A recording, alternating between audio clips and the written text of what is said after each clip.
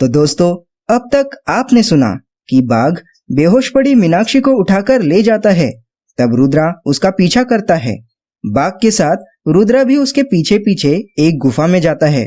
वहां बाघ और रुद्रा का आमना सामना होता है, जिसमें संयोग से बाघ की मृत्यु हो जाती है। अब बारी आती है घायल मीनाक्षी को बचाने की, तो रुद्रा उसे कंधे पर उठाकर गुफा के मुहाने की ओर निकल पड़ता है। पर कुछ देर चलने के बाद उसे ये ज्ञात होता है कि वो रास्ता भटक चुका है। इधर गुरु संपाति भी अपने कुछ शिष्यों के साथ रुद्रा और मीनाक्षी को ढूंढने की बहुत कोशिश करते हैं, पर रात होने की वजह से उन्हें आश्रम वापस जाना पड़ता है। तो दोस्तों, क्या गुरुजी मीनाक्षी और रुद्रा को ढूंढने में सफल हो पाएंगे? चलिए जानते हैं आज के एपिसोड में। आप सुन रहे हैं आदि शक्ति का रहस्य एपिसोड 4।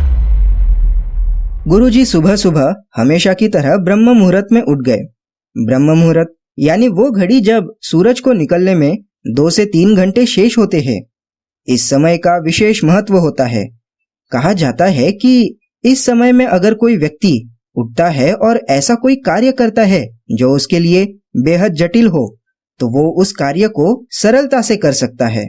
इसीलिए बड़े बड़े संत महात्मा इस समय में उठकर नित्य क्रिया करके ध्यान में लीन हो जाते हैं।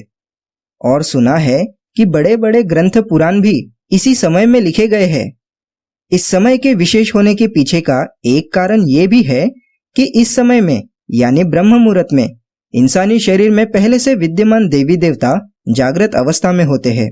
इसीलिए ब्रह्म मुहूर्त में उठना लाभदायी और शुभ माना जाता है। इधर गुरु संपाति ब्रह्म मुहूर्त में उठकर अपने नित्य क्रियाएं स्नान आदि करके ध्यान के लिए एक आसन पर बैठ गए।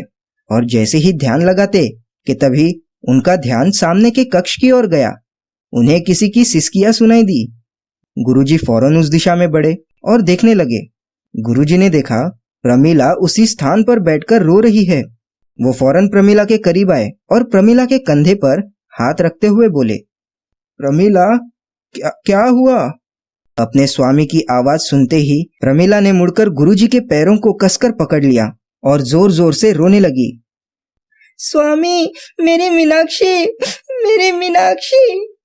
ये दृश्य देखकर गुरुजी की भी आंखों में पानी आ गया। उन्होंने फौरन प्रमीला को संभालते हुए उसके दोनों कंधों को पकड़ा और कहने लगे, प्रमीला, शांत हो जाओ। आज मैं किसी भी हालत में मीनाक्षी और रुद्रा को ढूंढ निकालूंगा। तुम चिंता मत करो। प्रमीला, मैं अभी के अभी कुछ शिष्यों को लेकर उन्हें ढूंढने जाता हूँ। सुनिए जी, मैं भी आपके साथ आती हूँ, प्रमीला ने आंसू पोंछते हुए कहा। नहीं प्रमीला, तुम्हारा आश्रम में रहना अनिवार्य है। मेरे गैर हाजिरी में तुम्हें ही बाकी शिष्यों का मार्गदर्शन करना होगा, इसलिए तुम यही रुककर आश्रम की देखभाल करो। मन मारते हुए प्रमीला ने अपना सिर हाँ में हिलाया। तभी गुरुजी बोले, ठीक है, मैं अब छात्र कक्ष में जाकर कुछ शिष्यों को अपने साथ आने के लिए नियुक्त करता हूँ। तब तक तुम उनके दोपहर के भोजन का प्रबंध करो, ठीक है? इतना कहकर गुरुजी छात्र कक्ष की ओर बढ़ गए।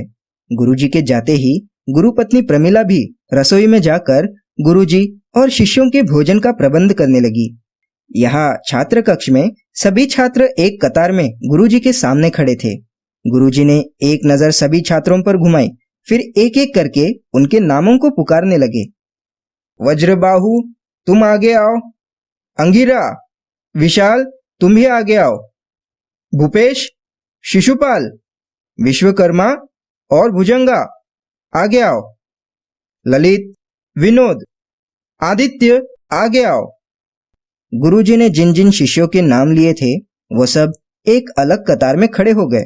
उनमें से 5 शिष्य गुरु संपाति के ही आश्रम के शिष्य थे, पर बाकी 5 गुरु अग्निचूरा के आश्रम के शिष्य थे, जो कि हर तरह के शस्त्र विद्या में पारंगत थे। गुरु संपाति और गुरु अग्निचूरा के बीच ये समझौता हुआ था कि शस्त्र विद्या के अभ्यास में अगर कोई छात्र घायल या जख्मी होता है तो उनका इलाज गुरु संपाति मुफ्त में कर देंगे। बदले में हर महीने गुरु अग्निचूरा अपने 10 ऐसे शिष्यों को गुरु संपाति के पास भेजेंगे जो कि शस्त्र विद्या में माहिर हो, जिनका काम रहता गुरु संपाति के आश्रम का भौतिक सुरक्षा करना। इसी तरह 1 महीने के बाद पहले शिष्य वापस जाके उनकी जगह दूसरे शिष्य आते थे और इसी तरह ये क्रम चलता रहता। कतार से अलग खड़े छात्रों को गुरुजी ने अपने साथ आने का संकेत दिया। कमरे से बाहर आकर वो बोले, तुम सब लोग भोजनालय में जाकर नाश्ता कर लो और दोपहर का खाना बांध के ले लो। हमें अभी के अभी जंगल में जाना है। गुरुजी का आदेश मिलते ही सभी छात्र भोजनालय की ओर दौड़ पड़े। करीब 10 मिनट में ही सभी अपना अपना नाश्ता करके अपने दोपहर का खाना बांधकर तैयार हो गए। शस्त्र विद्या वाले जो छात्र थे उन्होंने अपने शस्त्रों की अच्छे से जांच की। फिर सभी छात्र वापस गुरुजी के पास पहुंच गए। छात्रों के आते ही उन्हें साथ लेकर गुरु संपाति जंगल की ओर निकल पड़े। जहां कल वो बाघ वाली घटना हुई थी, वहां पहुंचकर गुरुजी ने छात्रों को कहा, तुम लोग एक बहुत बड़ा घेरा बना लो, पर ये याद रहे कि सब एक दूसरे के आंखों से ओझल न होने पाए और जिस तरफ बाघ और रुद्रा गए हैं उस दिशा में बारीकी से ढूंढते हुए आगे बढ़े। आज हमें कम से कम 4-5 किलोमीटर तक की जगह को अच्छी तरह से जांचना है। अगर कोई भी सुराग मिले तो फौरन मुझे आवाज दे देना, वैसे भी मैं तुम्हारे पीछे ही रहूंगा। सभी छात्रों ने वैसा ही किया जैसे गुरुजी ने बताया था। एक बहुत बड़ा घेरा बनाकर वो लोग आगे की तरफ छानबीन करते हुए चल पड़े। इस समय सब एक दूसरे के संपर्क में थे और सभी एक दूसरे से बातें भी कर रहे थे। यहाँ अंगिरा और ललित दोनों ही विशाल के साथ साथ चल रहे थे। तभी अंगिरा बोल पड़ा, विशाल भैया, क्या आपको लगता है कि अब तक रुद्रा और मीनाक्षी जीवित होंगे? तब अंगिरा की ओर गुस्से से देखते हुए विशाल बोला, मूर्ख अंगिरा, तुम बार बार मेरी मीनाक्षी के साथ उस बैल बुद्धि रुद्रा का नाम क्यों ले रहे हो? वो जिए या मरे मुझे उससे कोई फर्क नहीं पड़ता। बस मेरी मीनाक्षी सही सलामत हो, यही मेरी ऊपर वाले से प्रार्थना है। इस पर ललित बोला, भैया विशाल, इस नासमझ अंगिरा को इस तरह डांटने से कुछ नहीं होगा। उसके बदले हमें वर्तमान परिस्थिति का सामना करना होगा और फिलहाल परिस्थिति तो ये है कि कल दोपहर से रुद्रा और मीनाक्षी दोनों ही कहीं गायब है और उनके साथ साथ एक बाघ भी है। तुम दोनों अगर मुझे सांत्वना नहीं दे सकते तो इस तरह की बकवास करके मुझे गुस्सा भी मत दिलाओ। दरअसल विशाल नृप राज्य का राजकुमार था और ललित और अंगिरा दोनों ही उसके सहपाठी थे। उन दोनों को ही यही लगता था कि आगे चलकर राजकुमार विशाल अपने राज्य में उन्हें कोई बड़ा पद देकर सम्मानित करेगा। इसी आशा से वो दोनों ही उसकी चमचागिरी करते रहते थे। यहाँ करीब 4-5 घंटों तक वो लोग इसी तरह बारीकी से छानबीन करते हुए आगे की ओर बढ़ रहे थे। अब दोपहर हो चुकी थी। सभी छात्र और गुरु संपाति भी बुरी तरह से थक चुके थे। ऊपर से दोपहर की धूप भी उन्हें परेशान कर रही थी और इसके साथ साथ उन सभी को भूख भी लगी थी। गुरु संपाति के आवाज पर सभी छात्र एक बहुत बड़े पेड़ की छांव के नीचे जमा हो गए। सब लोग अपने अपने दुशाले से अपना पसीना पोंछने लगे। तभी गुरुजी बोले, तुम सभी लोग अपना अपना खाना निकाल कर खा लो, फिर कुछ क्षण आराम करके आगे की छानबीन करने चल पड़ेंगे। गुरुजी के कहे अनुसार सभी छात्र अपने अपने खाने की पोटली खोलकर खाना खाने लगे। गुरु संपाति ने भी थोड़ा सा खाना खा लिया। फिर वही ध्यान की मुद्रा में बैठकर अपनी आध्यात्मिक शक्ति से वो रुद्रा और मीनाक्षी को देखने का प्रयास करने लगे। पर अभी भी उन्हें रुद्रा और मीनाक्षी जीवित है ये संकेत तो मिल रहे थे, पर वो कहाँ है, किस हालत में है, ये जान पाने में वो सफल नहीं हो रहे थे। तभी एकाएक उन्हें गुरु वल्लभाचार्य का ख्याल आया। उन्होंने सोचा, गुरु वल्लभाचार्य जो कि मेरे एक अच्छे मित्र भी है, वो आध्यात्मिक शक्ति के प्रखर ज्ञाता है। भूत, वर्तमान और भविष्य इन सब का सम्यक ज्ञान उन्हें रहता है। अगर मैं उनके पास जाकर रुद्रा और मीनाक्षी के बारे में उनसे पूछता हूँ तो वो अवश्य ही मेरी सहायता करेंगे।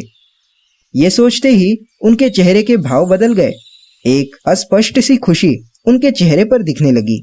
फिर वो उठकर खड़े हो गए और शिष्यों की ओर देखते हुए कहने लगे, शिशुपाल, वज्रबाहु, तुम दोनों छोड़कर बाकी सभी छात्र आश्रम लौट जाओ और गुरु माता को ये संदेश पहुंचा दो कि हम लोग गुरु वल्लभाचार्य के आश्रम में गए हैं।